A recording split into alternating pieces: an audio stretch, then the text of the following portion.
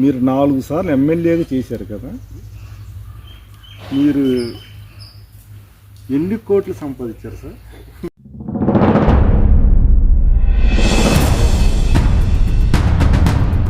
ఒక్క చెడ్డ పేరు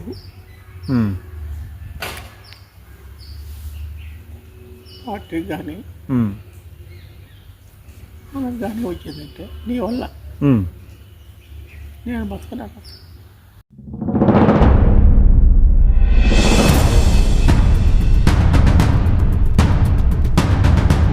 అసెంబ్లీలో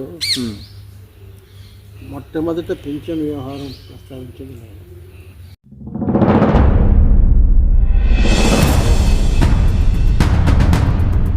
ఫ్రెండ్స్, ప్రస్తుతం నేను కాటూరు రోటరీ క్లబ్ ఆశ్రమంలో ఉన్నాను. మన ఎమ్మెల్యే పాటూరి రామయ్య గారు ఇక్కడే ఉంటున్నారు. ఆయన్ని కలుద్దామని వచ్చాను. Let's come. ఇటువైపే ఆయన ఉంటున్నారు అన్నారు. ఒకసారి చూద్దాం. ఈ రూమ్లోనే ఆయన ఉంటున్నారు. A4 ఆయన ఉన్నారు, రెస్ట్ తీసుకుంటున్నారు. డోర్ తీసుకున్నాను, ఆయన లోపల కొడుకుని ఉన్నారు.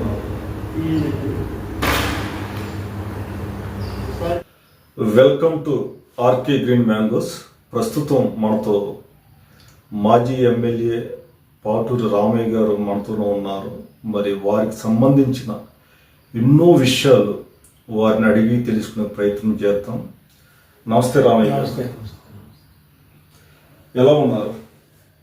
బాగానే ఉన్నాను. మీ ఆరోగ్యం ఎలా ఉంది? ఆరోగ్యం పర్వాలేదు, బాగానే ఉంది. మిమ్మల్ని కలవడం చాలా అదృష్టంగా భావిస్తున్నాం సార్. అంత పెద్ద మాటలు ఏంటి సార్, అసలు మీ లైఫ్, మీ ఫ్యామిలీ గురించి చెప్పండి సార్ కొంచెం. మీరు ఎక్కడ పుట్టారు, ఎక్కడ చదువుకున్నారు, మీ ఫ్యామిలీ గురించి. నేను నా ఉద్యమం జ్ఞాపకాలని ఒక పుస్తకం రాశాను. ఓకే. అందులోనే ఇవన్నీ చెప్పాను. ఓకే. అయితే మళ్ళీ అడిగారు కాబట్టి అవే చెప్తాను కదా. చెప్పండి సార్. మాది నెల్లూరు జిల్లా. మీది నెల్లూరు జిల్లా. కావలి తాలూకా, పూర్వం కావలి తాలూకా, ఇప్పుడు జలదంకి మండలం. అక్కడ జమ్మలపాలెం అనే గ్రామం, అక్కడ పుట్టాను. మా తండ్రి వెంకయ్య, మా అమ్మ సుబ్బమ్మ. మా నాన్నకి 2 భార్యలు. పెద్ద ఆమె కూడా పెద్ద సుబ్బమ్మ, ఏమి చిన్న సుబ్బమ్మ. ఆమెకి మొదట ఆమెను చేసుకున్నాడు. ఆమెకు పిల్లలు లేకపోతే వాళ్ళ చెల్లెలే ఉండింది సుబ్బమ్మ. ఆమెను మా నాన్నకి చేసింది. ఆమె నన్ను కన్నది, కానీ ఆమె అట్లా చనిపోయింది. అందువల్ల తల్లి ఎలా ఉంటుందో రూపమే నాకు తెలియదు. తల్లి పాలు నాకు తెలియదు, ఆమె లాలన తెలియదు, ఆమె బొజ్జగింపు తెలియదు. తల్లి లేని బిడ్డనైపోయాను. మా పెద్దమ్మే పెంచింది. పాలు ఎట్టిచ్చావే అని అడిగాను.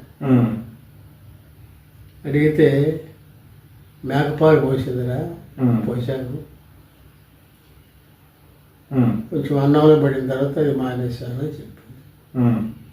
ఇది నా ఫస్ట్ బాల్యం, మొదట పుట్ట. ఎట్లా ఉంటుందో తెలియదు. తల్లి లేని బిడ్డ అనుభవించే వాళ్ళకి తెలుస్తుంది. ఒకసారి నేను చిన్నప్పుడు చిరిగిపోయిన షెడ్ ఒకటి వేసుకొని బెల్లం కూడా ఆడుకుంటున్నా మా ఇంటి ముందు స్థలం ఉంటే. నాట్లు వేసే టైం అది. నాట్లు వేసి ఒక ఆమె మా పల్లెలోనే చూస్తూ ఉంది. ఆమె పూర్తి గర్భిణి. నాకు వరుసగా అత్త కావాలా. అత్త ఈ కడుపు వేసుకొని నువ్వు పనికి పోకపోతే ఏమే అన్నా. ఓరి నా పట్ట, నీ అమ్మ కూడా నేను వచ్చి కూలీ చేసుకొని వచ్చి పడుపుతావు, నిన్ను కన్నదరా అన్నది. అది నా మైండ్లో పడిపోయింది. అంత అయిపోయింది. ఇంటికి వచ్చిన తర్వాత అప్పటికి పార్టీ స్టూడెంట్ లైఫ్లో అవుట్ అయింది కదా. పార్టీ మెంబర్షిప్ తీసుకొని మా గ్రామంలో పార్టీ శాఖను ఏర్పాటు చేశాం. ఓకే. 5గురితో. అట్లాగే వ్యవసాయ కార్మిక సంఘాన్ని కూడా ఏర్పాటు చేశారు. ఓకే. అప్పుడు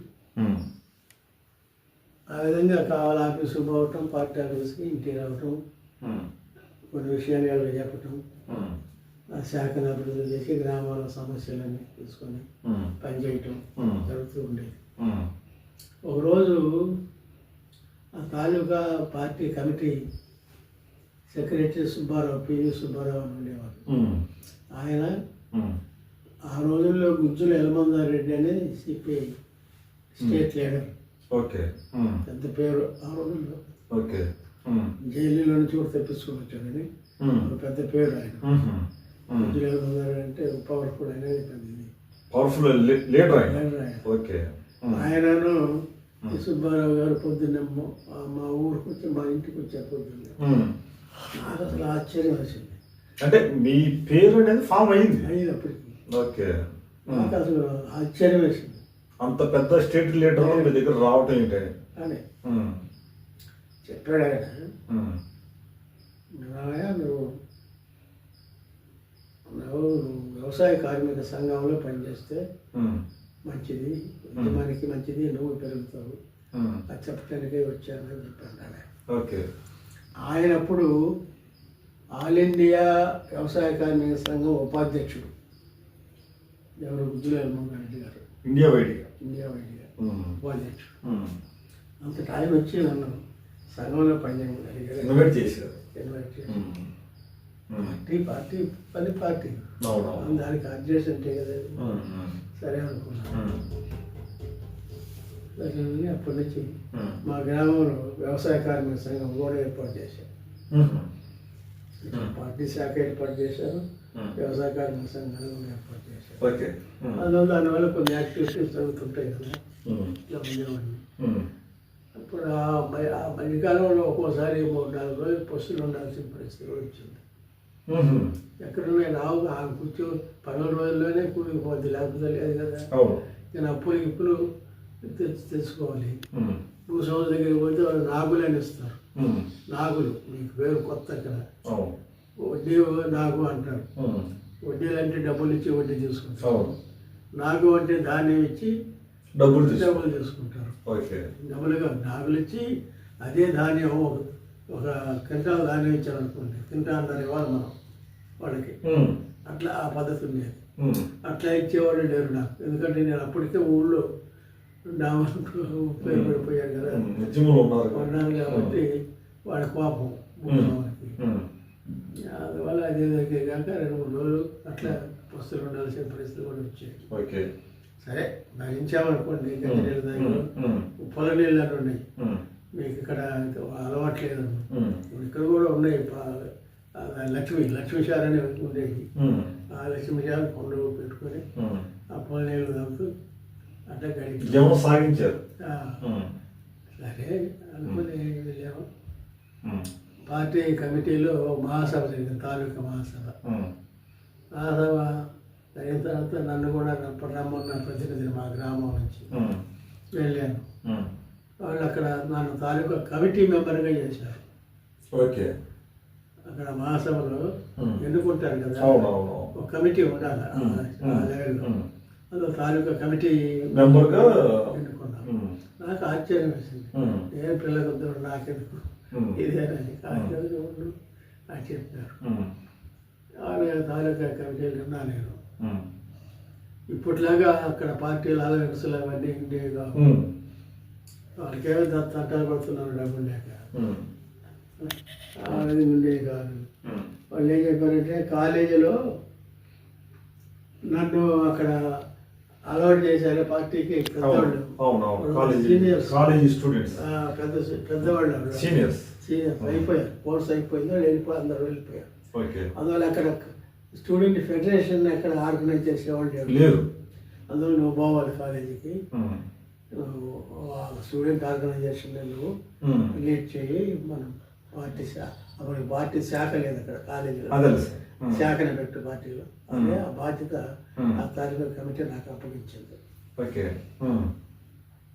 ఆయన ఆలోచించాను, ఆయన అక్కడ నేను చదువుకోకుండా ఇవన్నీ చేయాలంటే కష్టమయ్యా.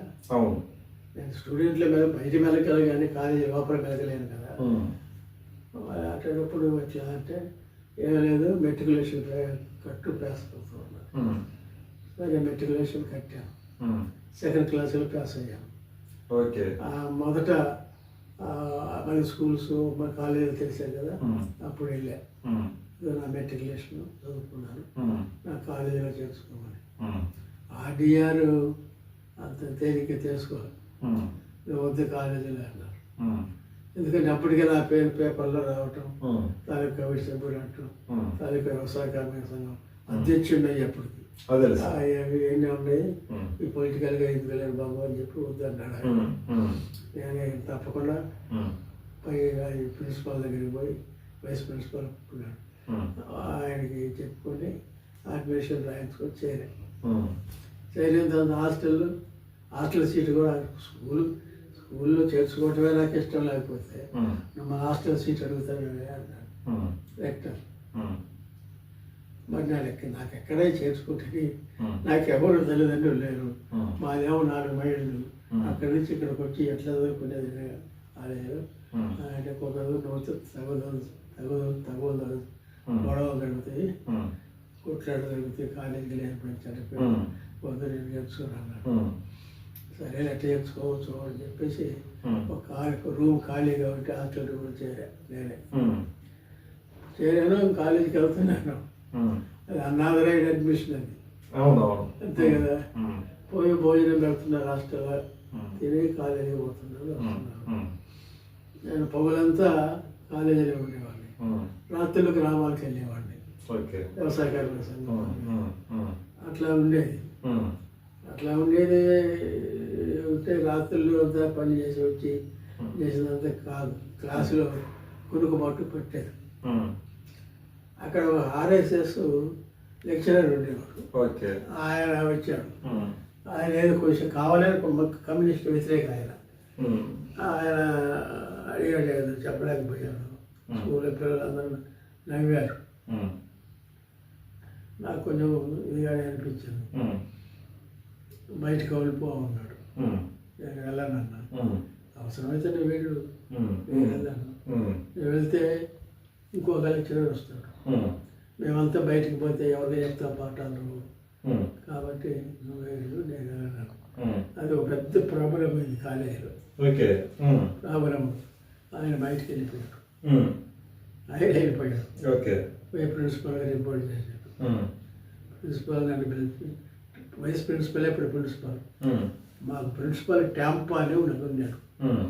ఆయన ఓల్డ్ ఐసిఎస్ అంటే నెహ్రూ క్లాస్మేట్, కేంబ్రిడ్జ్లో నెహ్రూ బెంచ్మేట్. అతను గొప్పవాడు. ఆయన ట్యాంపు, పెద్ద వయసు, అనేవాడు పాపం, పెద్ద వయసులో. పేరు కోసం ఆయన తీసుకొచ్చి పెట్టి ప్రిన్సిపల్ అన్నారు.